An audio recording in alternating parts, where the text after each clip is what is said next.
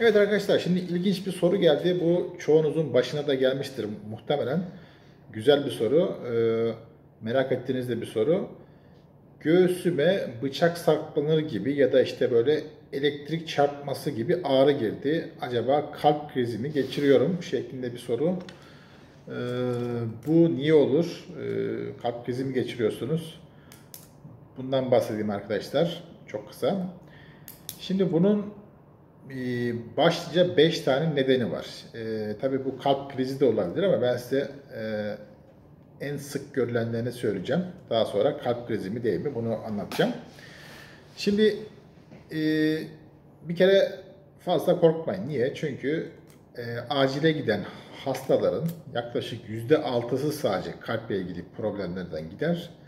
Bu tür böyle şikayetlerle acile gidenlerin %94'ü civarı, %95'i önemsiz nedenler. Bunlar nedir? Bir, göğsünüze böyle elektrik çarpması, işte bıçak saplanır gibi ağrı girdiyse bunun en sık nedeni arkadaşlar nedir? Birincisi mide yanması, yani reflü. Ne alakası var diye düşünebilirsiniz. Reflüde mide asidi ne olur? Midenizden, bu yemek borusuyla mideniz arasında bir kapak var. O kapak yetersiz oluyor. Asit yemek borunuza taşıyor. İşte bu yemek borusu civarında ya da işte boğazınızda ne oluyor? Böyle bir ani keskin ağrı, yanma olabiliyor. Bu reflü çok sık görülüyor. Kişiler işte kalp krizi geçirdiğini bile zannedebiliyor. Bunun tanısı takım testlerle konuyor. Şimdi oraya girmeyelim. Demek ki reflü bu keskin göğüs ağrısının birinci nedeni. İkinci neden nedir arkadaşlar?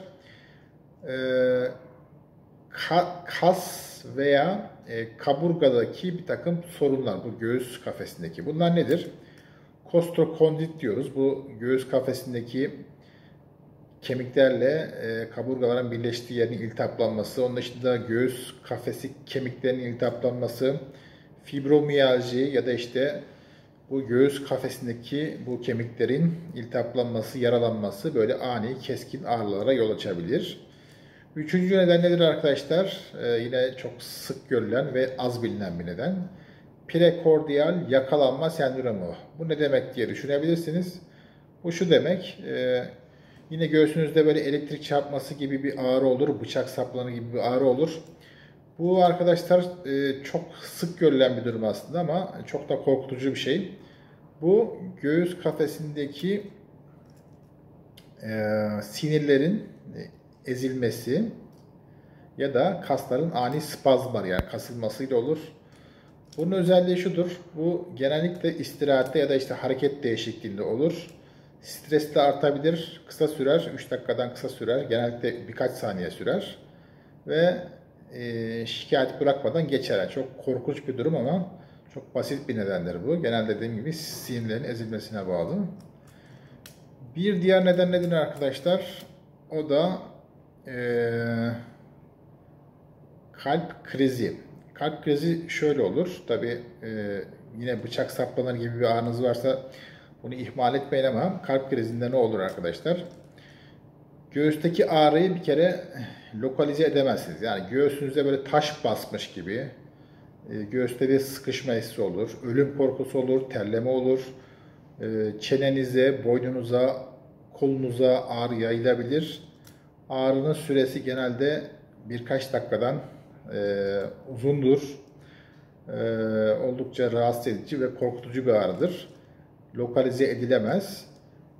Ve bu hareketle daha da artar bu ağrı. Oysa öbür durumlarda nedir? Hareketle ağrınız azalır, hatta kaybolur. Kalp krizi ağrısı, tabi ailede kalp hastalığı öyküsü olanlar daha fazladır. Kalp kriziyle ilgili böyle bir şikayetin görülme şansı daha yüksektir. Onun dışında bir diğer neden de nedir? Panik atak, yani anksiyete. Burada tabii kalp krizine çok benzer arkadaşlar bu. Böyle kişinin kalp çarpıntısı olur, kalbi kuş çırpınır gibi hızlı atar. Bazen sert kalp vuruşları olur. Bayılma hissi olur, terleme olur. Onun dışında kendini kötü hissetme, ölüm korkusu olur. Bu da böyle bıçak saplanır gibi ağrılara yol açabilir. Tabii bu anksiyete ve stresle artan bir şey genelde. Bunun tedavisi oldukça farklı. Demek ki neymiş? Ani bıçak saplanır gibi ağrı varsa, bir, anksiyeteye bağlı panik atak, iki, göğüs kaburgalarındaki bir takım inflamasyonlar, enfeksiyonlar, üç, nedir?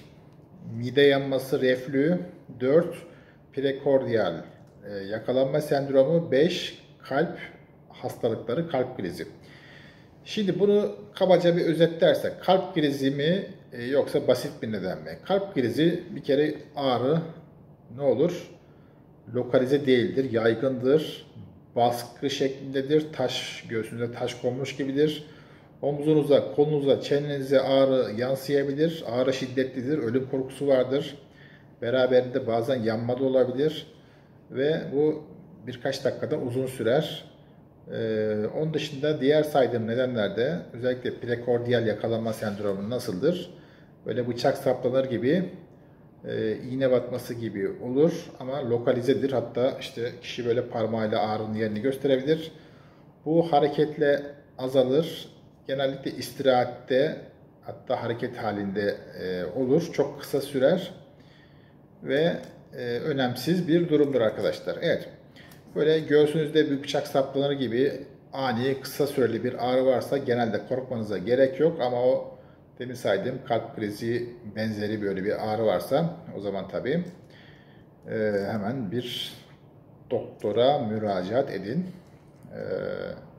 Altında ağır bir şey çıkabilir.